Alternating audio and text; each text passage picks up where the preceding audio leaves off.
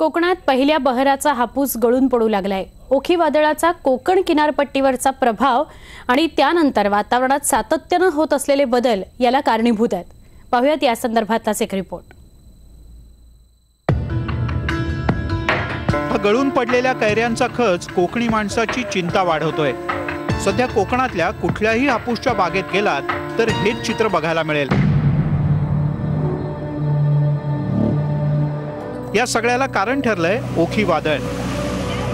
या वादळानंतर खरं तर कडाक्याची थंडी पडली होती। आंबा बागायतदारांना निसर्गाकडून मोठा दिलासा मिळाला होता, पण नंतर तापमानात सातत्याने बदल झाले आणि या बदलाचा पिकावर चांगलाच दुष्परिणामही झाला। आता जो मोर आहे ह्याचा आंबा मे महिन्यात तर होणार आणि तो मे महिन्यात सगळ्यांचा आंबा एकदम झाल्यानंतर मार्केटला गेल्यानंतर मार्केटचे दर खाली कोसळणार, त्याच्यामुळे शेतकऱ्यांचं फार नुकसान होणार आहे। नवा मोहर आल्यामुळे किडीचा प्रादुर्भाव रोखण्यासाठी शेतकऱ्यांना नव्याने फवारणी करावी लागते।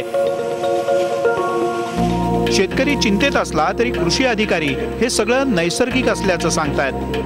नैसर्गिक गळ ही 3 वेळेस होती। ही नैसर्गिक गळ त्या झाडाच्या शारीरिक क्रियेद्वारेच होत असती, पण या व्यतिरिक्त कीड आणि रोगांमुळे जी काही गळ होती तर त्याच्यासाठी आपण मागेच आंब्याचा पीक संरक्षण पंधरवाडा राबवला।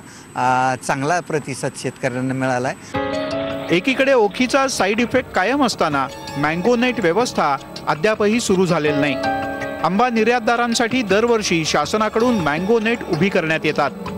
जोडीला पीक विमा संरक्षणाचा फायदाही शेतकऱ्यांपासून अद्याप दूरच आहे। दरवर्षीप्रमाणे याही वर्षी केरळ आणि कर्नाटकचा हापूस या मार्केटमध्ये दाखल होणार आहे। ज्यावेळी सगळा कोकणचा हापूस मार्केटमध्ये जाईल, त्यामुळे दर तर पडतीलच। म्हणून हा उरला 50% हापूस जर वाचवायचा असेल आणि त्यातून उत्पन्न मिळवायचं असेल तर कोकणच्या हापूसला राज्यांतर्गत आणि देशांतर्गत सुद्धा बाजारपेठा खुल्या करून दिल्या गेल्या पाहिजेत।